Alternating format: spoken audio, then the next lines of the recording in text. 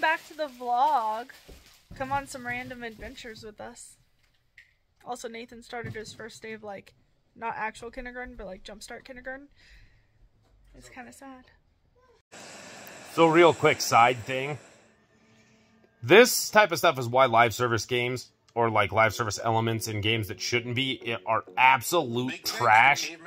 Because I'm playing Far Cry 6, because I'm trying to get the last, like, special operations things.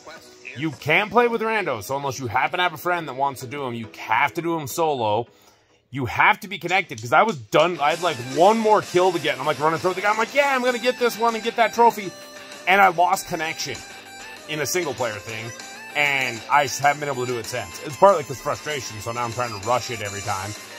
But then, like, on Assassin's Creed Valhalla, they, like, take, like, a game where it's, like, you go and do all these, you know, like, you go clear bases and, like, do all the stuff you do in an Assassin's Creed game. And then they put, like, trophies involving these mastery challenges where it's, like, you might have to do, like, you know, if you're super stealthy, oh, there might be one that's like, oh, do a bunch of battling. And it's like, I'm mostly stealth. And then it's like, if you're not that great with stealth, it's like, oh, it's like they want all this crap in there and then add trophies with them. Because, like, these, like, I got the platinum and got everything from all the DLCs and everything. But this is just dumb, and then it's artificial difficulty. Because once you get up to Mastery 3, because what you're doing is you're going to get this bomb that can't overheat. And then, like, if there's 50 enemies, 48 of them are flamethrower enemies. And then it's like, you got to stay out of the sun and, like, not get caught on fire by the 800 flamethrower enemies. It's like, it's not even real, like, like, just being like, oh, hey, you can't have this thing get hot, it'll explode. And let's throw a bunch of flamethrower guys at you to make it heat up quicker. It's artificial difficulty at its best. And they add dumb trophies in. And people like me that are completionists, now it's like, oh, look, it's showing hours played on PlayStation on our game in a mode I never wanted. That's like with Ghostwire Tokyo, I've mentioned the Spider Thread, the roguelike mode. It's like, it's a really good, fun exploration single-player game, and then they put in roguelike elements.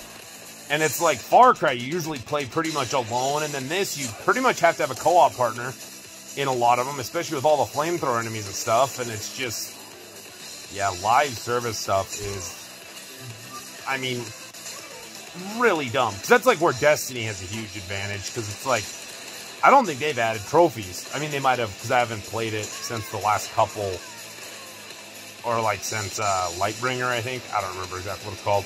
But they hadn't added trophies. So it's like, you can still expand the game. And it's like, if you get the platinum and you're like, I don't feel like playing the new thing, you're not like losing your 100%. And it's...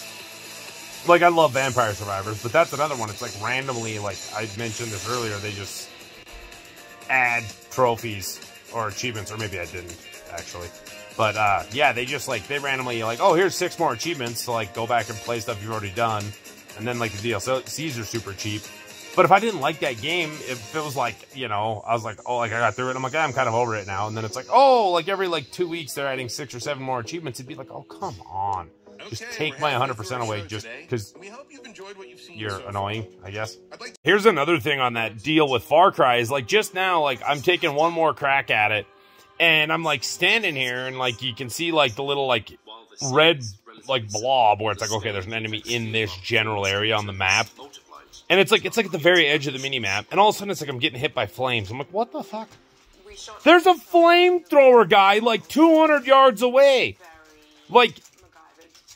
anybody that's seen footage of a flamethrower, they don't shoot 200, 250 yards like it made that just made it seem like.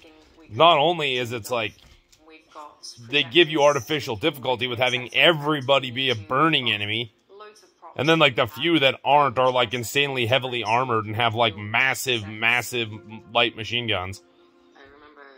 It's just, oh my god. It's like, you talk about, like, trying to force you to do, like, play it in multiplayer and have to make 9,000 runs before you succeed. Yeah, because, okay, so just out of curiosity, I was like, maybe I was screwing this up on Far Cry. But no, it's like when you go to, like, play to get or add a player, you got play with a friend, then search for a player, and at the top it says only available or available store only during the story, and then be a partner, available only during the story. So you... Like, if you have even if you have a friend that loved this game, they're like not that into trophies, they're not touching these trophies. They're gonna be like, screw that. Like, they'll be like, let's just play the campaign stuff. We're not gonna play that trash. Where are we going? To my school. He's doing like the jump start, like prep for kindergarten summer program thingy. This is his first day. It's depressing. I'm gonna miss having my dude to hang out with me while I'm working and stuff. Yeah, it's insane how quick they get old. I found it! I found the one person on this entire planet that went that far out into an intersection, like when the light turns red so that like the people coming this way have to stop, they don't like get the turn really quick, you know, so that they're gone and on their way and not first in line when the next green hits. Never seen that before in my life. I guess maybe this explains it, because this is a 35-mile-per-hour zone. Yeah, that's probably part of the answer. This is awesome. The instructions said, do not park in the drop-off area. Who's the only one that didn't park in the drop-off area? Us. But we also wouldn't want to try to wad our big, beautiful truck in with all that mediocre trash. I mean, it's not all trash, but... I mean, that TRX is beautiful. So that's another thing that's really funny about this, is like, my walk was shorter, like probably quite a bit, than all the people at the end anyway. Okay, I have a question for anybody that knows. What is the, like, how does the oil change light work in a TRX? Because, like, I've never seen one do what this one did. Because it's like, it said oil change required, and it was at, like, 4636 or something like that. It was, like, something pretty arbitrary. Like, I know it's 46 and change, but, like, you know, it's normally, like, a nice round number. Is that, like... Because what is... No, I was going to say, unless there's, like, some sort of, like... Because, you know, like, it was in a fairly recent video that I mentioned, like, how many people, like, take the, like, or 1 year thing, like, however many miles or 1 year thing seriously. And I was going to say, maybe it's got, like, something where it's like, okay, the very first time it was started on this oil change was whenever. But, like, I don't know how that would have worked. Because it's like... Because it was in shipping for, like, 3 weeks. So the first time it would have been started would have been, like, early June last year. So I'm assuming it isn't that. Unless it's, like it restarts when it gets PDI'd. But that also wouldn't really be correct, because we picked it up on, like, the 29th. So it wouldn't have gotten PDI'd on, like, what was yesterday? Like, the 17th, 18th. It wouldn't have gotten PDI'd on, or maybe it was the day before that. But either way, it wouldn't have been PDI'd in the late teens, or we would have picked it up, like, 10 days earlier. So... I'm wondering if it's like, maybe it has like sensors in the oil that are like, hey, like it's sensing like it's losing viscosity or something.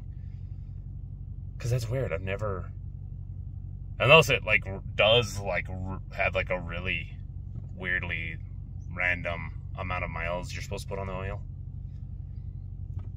Which that'd be weird. But it also, that would, because different oils, because that's like I said, that Royal Purple claims like 12,000 miles or a year, whichever comes first, and it's like, I'm saying that sentence made my chest hurt. I would never put 12,000 miles on an oil change ever. Like, it gives me anxiety doing 5, even though like new stuff's like, oh yeah, like dude, like most of them say 6. The really funny thing is though, is the bad of anxieties I got from the 12,000 miles on an oil change. The anxiety I get from being like, oh yeah, like I'm just gonna let the dealer do the oil change, is worse, like by like a lot. I'm like, oh god, no, I can't do it. All right, so I figured I'd give like a little update on this thing, and it's shedding a lot. I don't know. It definitely ain't gonna make the move. I mean, like I said, I kind of wish I could have had something that could have, like, held it, but I would almost have to, like, have, like, because, like, if you would have sprayed it with aerosol, it would have blown away. And I don't know what other kind of clear. Like, if you tried to put anything even slightly heavy on it, you almost would have had to, like, figure out something that could have, like, been completely weightless, but then still get on it and solidify. And if you notice this, it was vodka. And we just like, one day I was like, hey, it's in a grenade. That's kind of neat. Worst alcohol I've ever had in my life. And I mean, that includes, like, really weird mixed drinks. Like, if you've ever heard of a Harley oil, it's half Jaeger, half Jack Daniels. It's pretty terrible, too. But yeah, anything's better than that vodka in the grenade. But yeah, luckily we got some good pictures of that thing. And it was really cool while it lasted. But yeah, like, initially I was thinking about putting it on the desk. And I mean, you've probably seen that in some videos where it's, like, kind of by the TV. And I don't really know right off the top of my head where the fans on the TV are. But it would have been, like, right by the fans on the Xbox and the PlayStation. Like, it would have, or not, like, right by, but it would have been, like, up here, the edge of the desk, and then, like, right down here. So it's, like, happy I didn't do that. I mean, it's so powdery, it probably would have immediately just, like, blown right through and, like, maybe left a tiny bit of residue. But we'll see when we move, because I'm going to tear the side plates off the PlayStation and clean it out while I have it, you know, out and about. And then, I don't know. Dust is weird because so much of it's just, like, skin flakes and stuff like that. Like, I like to think, like, oh yeah, once we're in a nice new house that's, like, you know, there's less air leak and stuff like that, it won't be as dusty, which it probably won't be. I mean, I guess it is all dirt roads around there, though. Crap.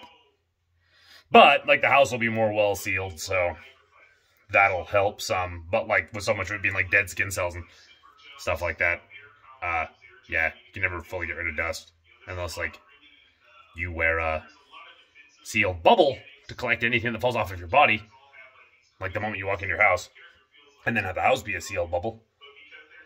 That has, like, I mean, the most insane filtering system ever as it brings air in. And then you'd have to have, like, a multi-level chamber on the way in to make sure no dust can get in, like, when you open the door. So, yeah. Another thing with, like, the live service crap, like Sifu adding arena mode. And then you get these things where there's, like, a list. I mean, it's, like, print like this big. You get this list this big of, like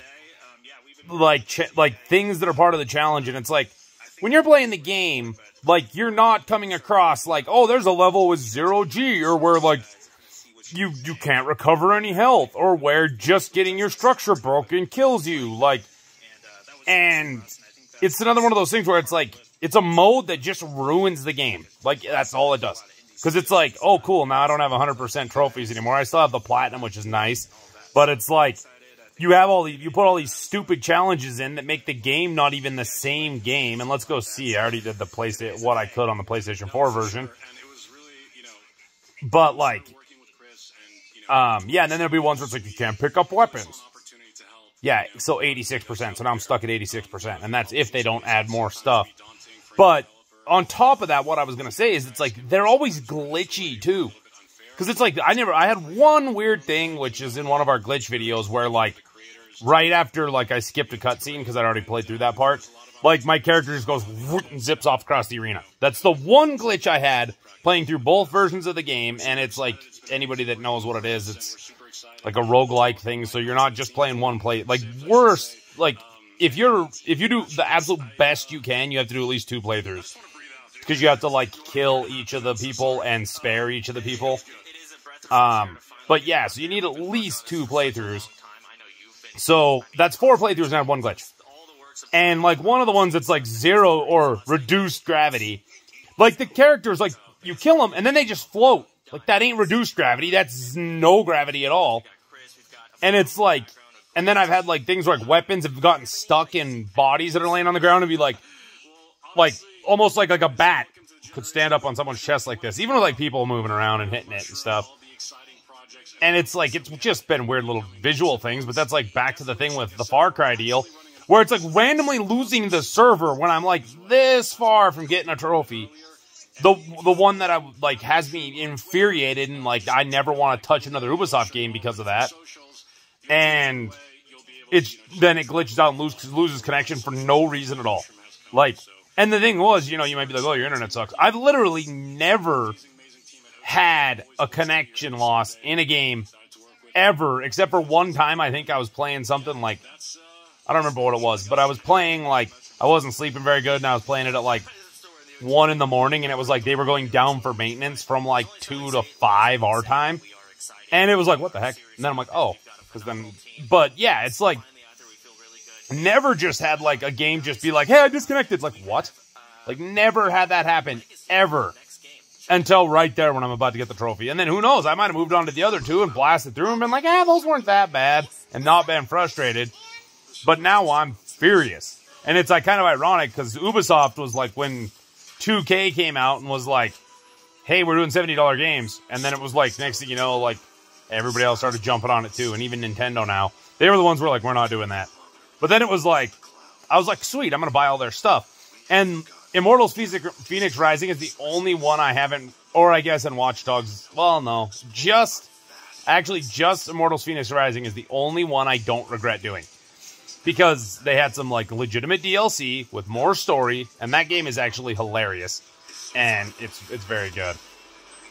But then, like, Watch Dogs Legion, they, like, well after the game was launched, and, like, you buy a season pass for, like, $20 and get one DLC, and then there's, like, Play on Ultra Hard mode that was, like, live service-y style add-in trophies that, like, came out way, I think it might, or no, I think it was between the game and the DLC, but either way, it was like, yeah, I want to have to start a whole new playthrough now just to do that. Because it's like, yeah, if it's like a fairly linear game or a game you can get through in like 10 hours or so, it's like, okay, yeah, like adding a new Game Plus trophy or something like that later. But when it's like a big open world game like that, where you got to go recruit people and do missions, that's just obnoxious. Like if it's in there from the get-go where you can just start on hard.